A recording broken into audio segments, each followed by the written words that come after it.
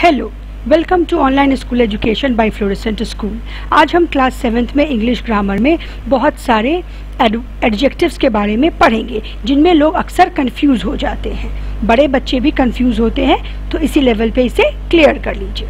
चलिए, तो पहला जो हमारा है वो है use of letter and latest.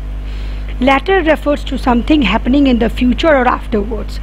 Letter होता है जो चीज़ बाद में होने वाला है, फ्यूचर में होने वाला है, वहाँ हम लोग लैटर यूज़ करते हैं। Latest refers to the most recent और द न्यूएस्ट थिंग। लेटेस्ट मतलब नवीनतम, सबसे जो नया है उसको हम लोग लेटेस्ट बोलते हैं। लैटर और लेटेस्ट दोनों किसको रेफर करता है? टाइम को रेफर करता है। लैटर मतलब जब कोई चीज़ फ्यूचर में होने वाला है तो वहाँ पे हम लैटर यूज़ करते हैं, और लेटेस्ट मतलब सबसे नया क्या है तब हम लोग लेटेस्ट यूज़ करते हैं। एग्जाम्पल से ज़्यादा क्लियर होगा। पहला एग्जाम्पल है सी यू लेटर। अच्छा चलो, तुमसे अब बाद में मिलते हैं। तो यहाँ लेटर मैंने यूज़ किया।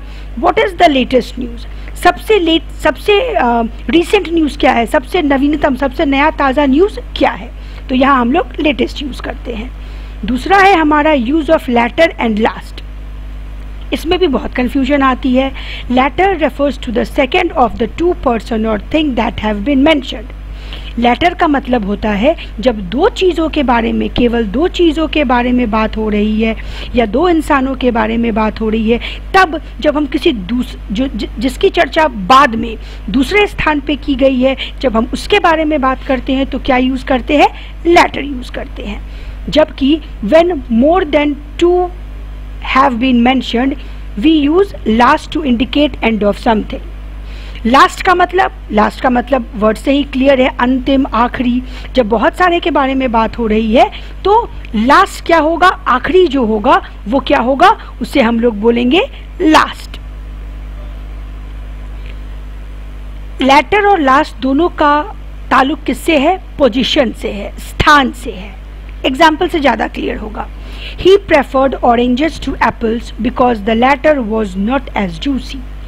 वो ऑरेंज को प्रेफर किया एप्पल से क्योंकि बाद वाला जो था वो ज़्यादा जूसी नहीं था।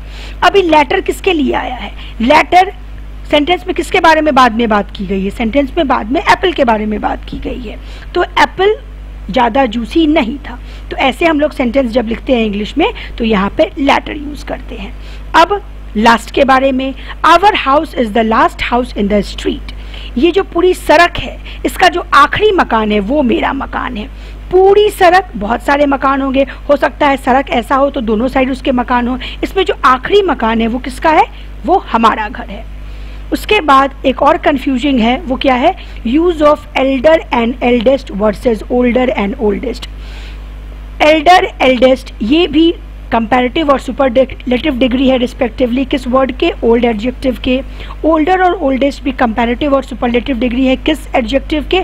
ओल्ड एडजेक्टिव के। तो भाई साहब, हम कहाँ एल्डर एल्डेस्ट यूज़ करेंगे और हम कहाँ ओल्डर ओल्डेस्ट यूज़ करेंगे? बड़ा कन्फ्यूजन हो जाता है। आज मैं आपका ये कन्फ्यूजन हमेशा के लिए ख़त्म कर देती हूँ। Elder and eldest are only used to refer to persons. जब इंसानों की बात की जा रही है तभी हम एल्डर और एल्डेस्ट यूज़ करते हैं, जबकि older and oldest are use to refer to persons and things. जबकि ओल्डर ओल्डेस्ट जो है वो पर्सन और थिंग दोनों के लिए यूज़ होती है। यहाँ कन्फ्यूजन क्लियर नहीं हुआ। ये तो केवल पर्सन के लिए और ये पर्सन थिंग दोनों के लिए, तो पर्सन तो कॉमन हो गया, तो कन्फ्यूजन क्लियर नहीं हुआ। इसीलिए आगे देखना पड़ेगा, आगे कन्फ्यूजन बिल्कुल क्लियर हो जाएगा। When we use the adjective elder and eldest before a noun, usually when talking about relationships within a family, यहाँ बिल्कुल क्लियर हो गया। एल्डर एल्डेस्ट हम कहाँ यूज़ करते हैं? जब एक फैमिली की बात हो रही है, वो उससे बड़ा है, वो सबसे बड़ा है, वो उससे बड़ी है, वो सबसे बड़ी है, तब हम लोग एल्डर और एल्डेस्ट यूज़ करते हैं। बस with in a family, family के बाहर इंसानों का बात हो, इंसानों के बारे में बात की जाए, पेड़ पौधों के बारे में बात की जाए, सामानों के बारे में बात की जाए, ओल्डर ओल्डेस्ट ही यूज होगा। एग्जाम्पल से क्लियर करते हैं। Ravi's elder brother is a doctor, Ravi का बड़ा भाई डॉक्टर है। यहाँ मैंने एल्डर यूज किया, क्यों? क्योंकि रवि का भाई, सिबलिंग हुए दोनों, एक ही परिवार के हुए, इमीडिएट फैमिली मेंबर्स हो गए। तो क्या हुआ, रवि और उसका भाई बिल्कुल एक है, एक ही फैमिली का है, एक ही माँ बाप के औलाद है, तो यहाँ पे एल्डर वर्ड आएगा। ठीक है। Rohan is the eldest among his siblings, जितने भाई बहन है उसमें सबसे बड़ा कौन है? रोहन है। तो यहाँ मैंने एल्डेस्ट वर्ड की यूज किया। अब एल्डर एल्डेस्ट क्लियर हो गया होगा। अब हम लोग चलते हैं ओल्डर ओल्डेस्ट का एग्जाम्पल की तरफ। सीमा इज ओल्डर देन रानी, सीमा रानी से बड़ी है। पर्सन का बात हो रहा है, लेकिन यहाँ पे ये क्लियर नहीं हो रहा है कि सीमा और रानी एक फैमिली के मेंबर्स है। हो सकता है स्कूल में दो बच्चियां हो, एक का नाम सीमा हो, एक का नाम रानी हो। सीमा रानी से बड़ी है, कोई भी सीमा हो सकती है, कोई भी रानी हो सकती है, फैमिली मेंबर्स नहीं है, लेकिन दोनों इंसान है। फिर भी हमने क्या वर्ड यूज किया? ओल्डर वर्ड यूज किया। This is the oldest tree in the village, tree हो गया, है तो लिविंग थिंग लेकिन थिंग हो गया, पर्सन तो नहीं है, तो ट्री को भी हम किस में काउंट करेंगे? थिंग में काउंट करेंगे। इस पूरे गांव में ये सबसे पुराना वृक्ष है, तो यहाँ हम क्या यूज करेंगे? ओल्डेस्ट यूज करेंगे। अगला कंफ्यूजन जो होता है वो नियरेस्ट और नेक्स्ट में होता है। आइए इसे भी दूर करें। Nearest is use for place, nearest स्थान के लिए यूज होता है, सबसे करीब। It is use to refer to people or things which are most near in space. सबसे करीबी कोई इंसान या कोई स्थान है, उसके लिए हम क्या यूज करते हैं? नियरेस्ट यूज करते हैं, सबसे करीबी। Next is use to talk about time or position in a series, it means after this या आफ्टर दैट वन। नेक्स्ट मतलब कि बगल वाला, एक सीरीज में जब बात हो रही है तो बगल वाला, उसके बगल में कौन है, तो बगल के लिए क्या यूज होता है? नेक्स्ट यूज होता है। आइए एग्जाम्पल से इसे और क्लियर करें। Where is the nearest bus stand, सबसे करीबी बस स्टैंड कहाँ है? नेक्स्ट बस स्टैंड थोड़ी ना पूछेंगे, वेयर इज द नियरेस्ट, सबसे करीबी बस स्टैंड पूछेंगे। He live next to the White House, वो जो व्हाइट घर है उसके बगल वाला जो घर है उसमें वो रहता है, बगल वाले घर में, तो बगल के लिए क्या यूज किया हमने? नेक्स्ट यूज किया। अगला कंफ्यूजन हमें आता है सम और एनी में। तो सम काउंटेबल अनकाउंटेबल दोनों नाउन के साथ यूज होता है। काउंटेबल नाउन के साथ कब यूज होता है? जब पीपल का बात हो। अनकाउंटेबल नाउन के साथ कब यूज होता है? जब किसी थिंग का बात हो। जैसे countable noun, some people in my school like jazz, ठीक है। अनकाउंटेबल में there are some snow here last winter. Snow तो अनकाउंटेबल नाउन है, पीपल काउंटेबल नाउन है, तो यहां हमने देखा कि सम काउंटेबल अनकाउंटेबल दोनों के लिए यूज में आया। सम हमेशा पॉजिटिव सेंटेंसेस में आता है, सम हमेशा यूज होता है पॉजिटिव सेंटेंसेस में। आई हैव सम फ्रेंड्स, मेरे पास कुछ दोस्त हैं। आई बॉट सम कॉफी, मैंने कुछ कॉफी खरीदी, तो पॉजिटिव सेंस है, मेरे पास है, पोजेशन है मेरे पास, पॉजिटिव। उसके बाद ऑफरिंग में भी सम का यूज होता है। We use some in question when we expect the answer to be yes. Yes का मतलब क्या हो गया? Positive sense. तो जब भी हमें पॉजिटिव आंसर मिलेगा वहां पे हम क्वेश्चन किससे बना सकते हैं? सम से बना सकते हैं। जैसे would you like some milk, ठीक है, would you like some milk.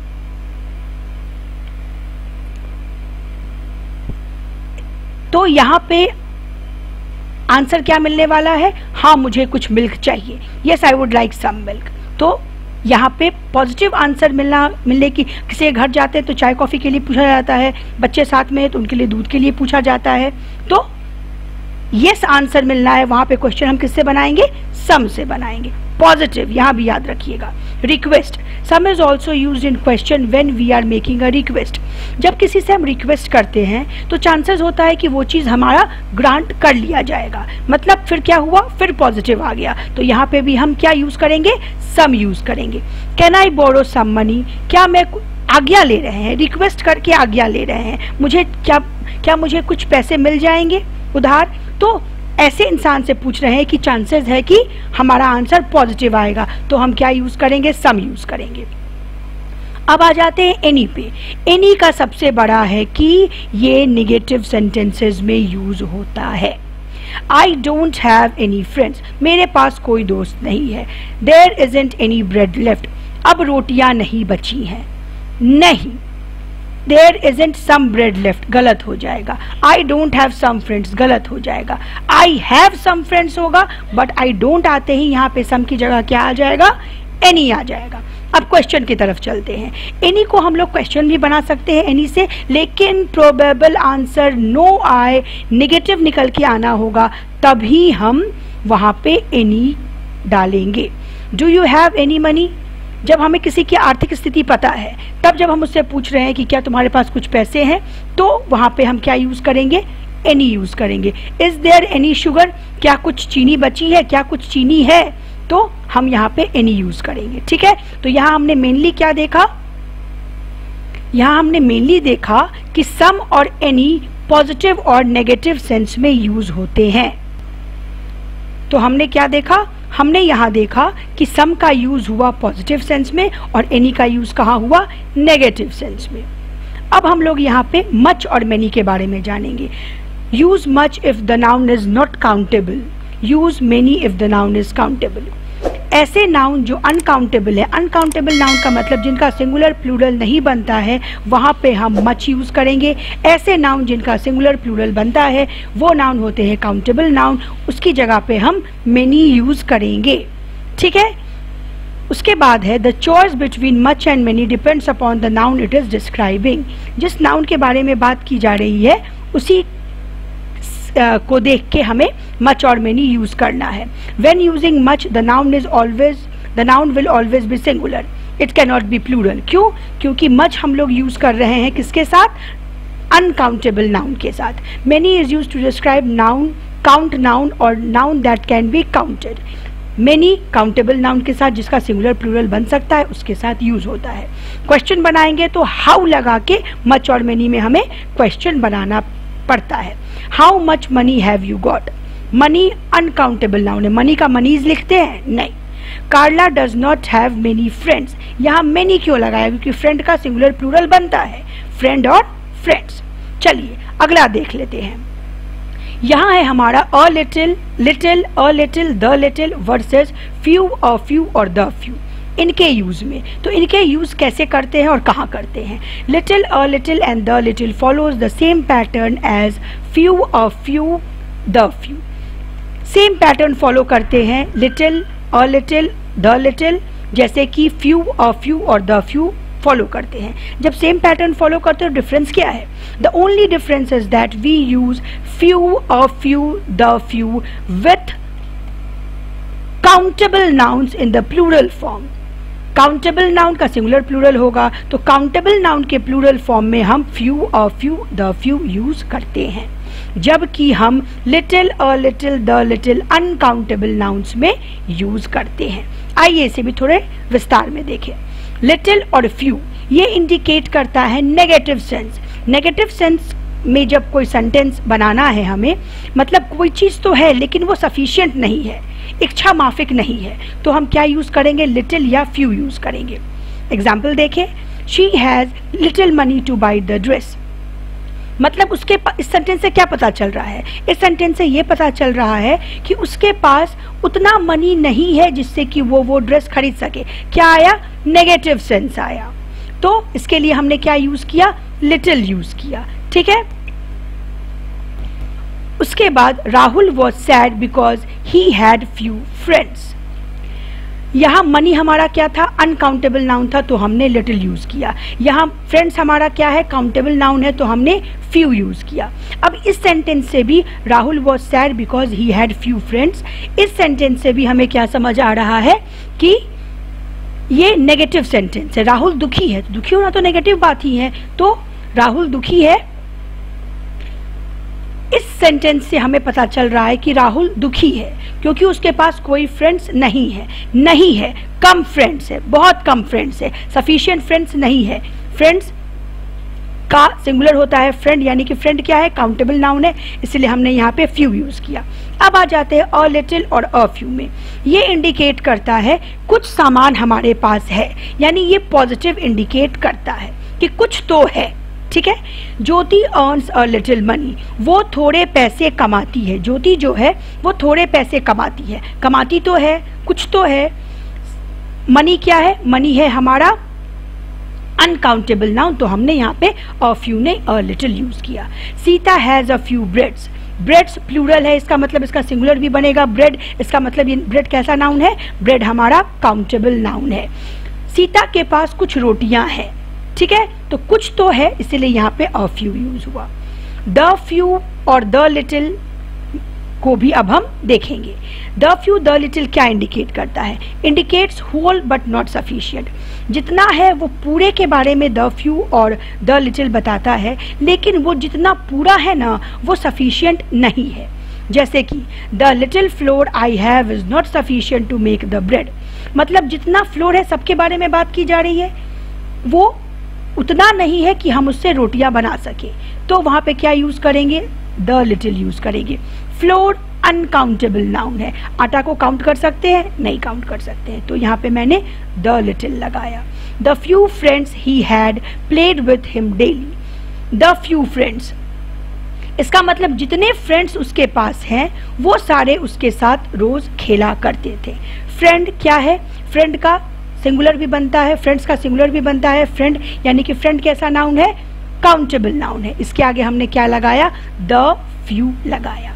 आगे यहाँ पे कुछ एक्सरसाइज है, अगर हम इन एक्सरसाइजेस को सॉल्व करेंगे तो हमारा जो भी कंफ्यूजन है वो और दूर हो जाएगा। चलिए तो इन एक्सरसाइजेस को शुरू करते हैं। पहला क्वेश्चन है, I spent dash money I had on this gorgeous dress, a little या द लिटिल, यहाँ पे आंसर होगा आपका द लिटिल, मतलब मेरे पास जितना मनी था वो मैंने सारा का सारा यहाँ पे स्पेंड कर दिया, ठीक है, मेरे पास जितना मनी था मैंने सारा का सारा यहाँ स्पेंड कर दिया।